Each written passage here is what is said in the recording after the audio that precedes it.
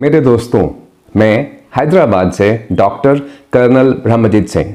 मैं एक medical oncologist, हेमाटो oncologist और पैलिएटिव केयर स्पेशलिस्ट हूं। यानी कि मैं एक कैंसर विशेषज्ञ हूं जो हर प्रकार के कैंसर का उपचार, कीमोथेरेपी और नवीनतम उपचार प्रणाली टारगेटेड थेरेपी और इम्यूनोथेरेपी से करता हूं। क्या आप कैंसर से बचना चाहते हैं? कैंसर क्यों और कैसे होता है और उससे कैसे बच सकते हैं, जानना चाहते हैं? और अगर आप कैंसर के मरीज हैं और उसका सही इलाज जानना चाहते हैं, तो मैं आपको अपने ज्ञान और तजुर्बे से सभी उचित, सटीक और प्रमाणिक जानकारी बिल्कुल सरल भाषा में समय समय पर देता रहूंगा। जानने के लिए मेरे साथ जुड़े रहें और इसके लिए सबसे पहले बेल आइकन पर प्रेस करें और इस चैनल को सब्सक्राइब करें।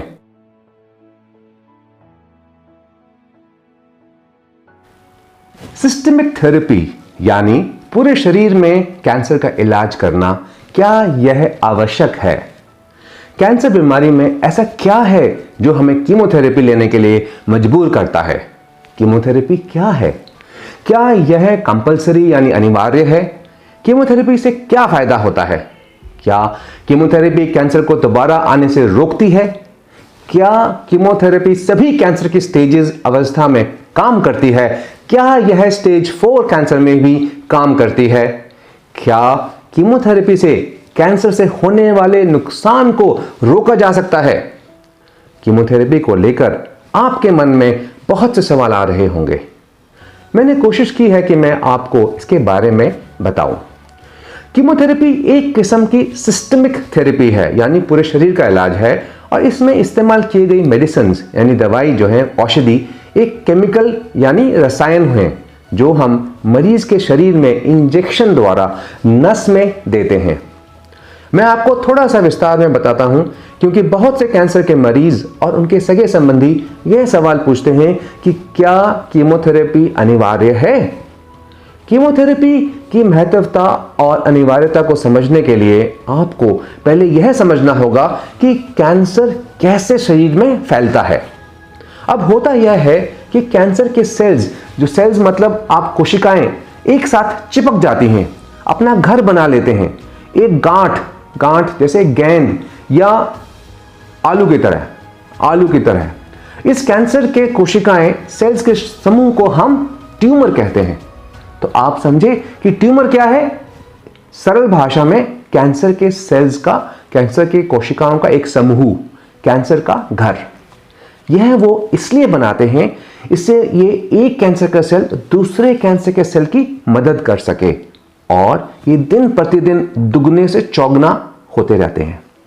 हमारे शरीर में आर्टरी यानी धमनी दिल से शुद्ध खून, जिसमें ग्लूकोज और ऑक्सीजन होता है, पूरे शरीर में लेकर जाती हैं, और वेन, नस, वो खून को जो बिना ग्लूकोज और ऑक्सीजन का है वापस दिल में लाती हैं। हृदय नस के खून की शुद्धि के लिए पहले लंग्स यानी फेफड़ों में खून को भेजता है, और फिर ये ऑक्सीजन से लैस खून को पूरे शरीर में धमनियों के द्वारा भेजता है।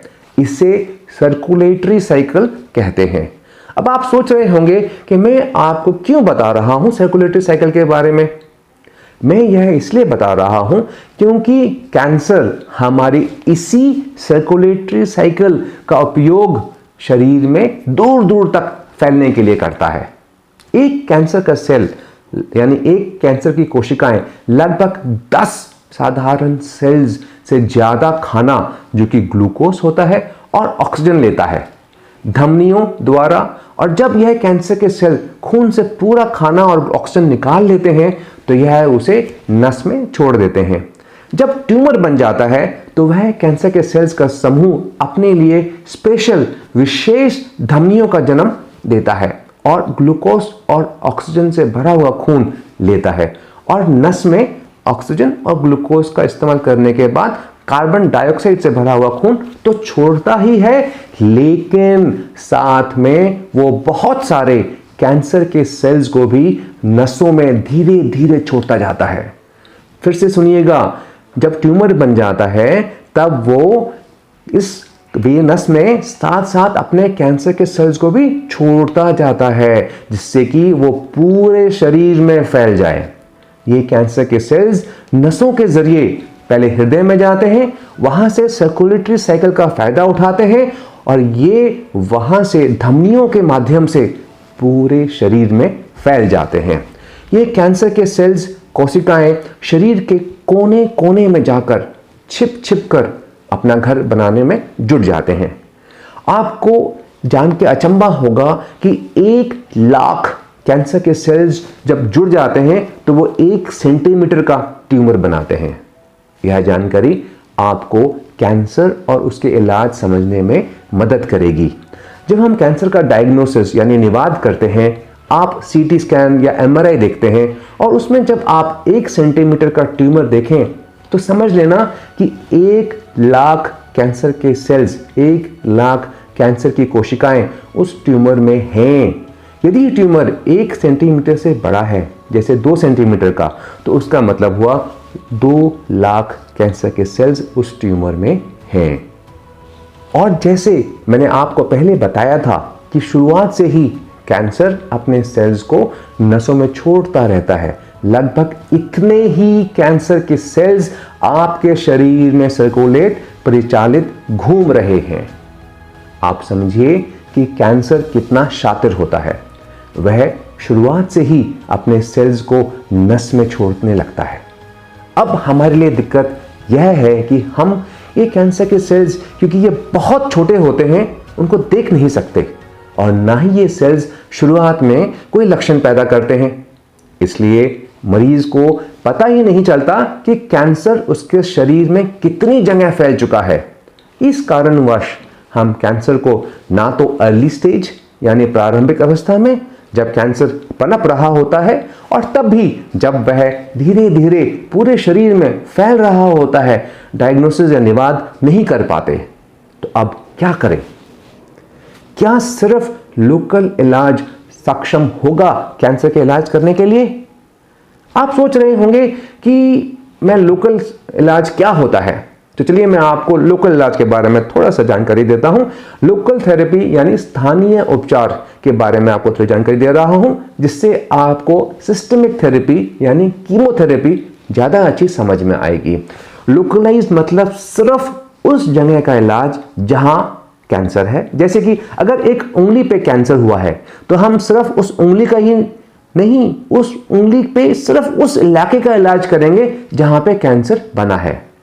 तो यह होता है लोकलाइज्ड स्थानीय इलाज। और इस इलाज को करने की प्रणाली होती है एक सर्जरी यानी ऑपरेशन। शल्यक्रिया की सोच यह है कि जितनी बीमारी है उसको काट कर शरीर से अलग कर दो, और कैंसर की सर्जरी करने वाले डॉक्टर को सर्जिकल ऑन्कोलॉजिस्ट कहते हैं। दूसरी प्रणाली जो लोकलाइज ट्रीटमेंट करने के लिए, स्थानीय इलाज करने में इस्तेमाल की जाती है, वो है रेडिएशन थेरेपी यानी विकिरण चिकित्सा। रेडिएशन थेरेपी में हाई एनर्जी पार्टिकल्स और वेव्स यानी बहुत ही उच्च ऊर्जा के कण या तरंगें, जैसे कि x-rays, gamma ray, electron beams या प्रोटॉन बीम इस्तेमाल करके कैंसर के सेल्स यानी उनकी कोशिकाओं को जला के मार दिया जाता है। यह इलाज रेडिएशन ऑन्कोलॉजिस्ट करते हैं। तो समझने की बात यह है कि अगर कैंसर बिल्कुल सीमित है यानी प्रथम या द्वितीय स्टेज 1 और स्टेज 2 यानी प्रारंभिक अवस्था में है, तो ही आप लोकल इलाज यानी सर्जरी या रेडिएशन कर सकते हैं। क्योंकि हम पूरे शरीर की सर्जरी नहीं कर सकते और हम पूरे शरीर को रेडिएशन नहीं दे सकते, क्योंकि ये प्रणालियां से हम सिर्फ एक ट्यूमर तो जितना बड़ा हो कि हम उसे देख सकें, यानी लगभग 1 सेंटीमीटर का हो और उधर ही सीमित हो, उसी ट्यूमर का हम इन प्रणालियों से इलाज कर सकते हैं। लेकिन यह भी हर किस्म के कैंसर के लिए लागू नहीं है, क्योंकि बहुत से कैंसर पहले ही नसों में फैल चुके होते हैं। अब आप समझेंगे कि अगर हमें कैंसर का सही इलाज करना है तो हमें इस लोकल ट्यूमर को ही नहीं, साथ में जो ये कैंसर के सेल्स, कैंसर की कोशिकाएं हमारे शरीर में प्रचालित कर रही हैं, सर्कुलेट कर रही हैं, घूम रही हैं, जो हमें दिखती भी नहीं है, इन्हें भी मारना होगा।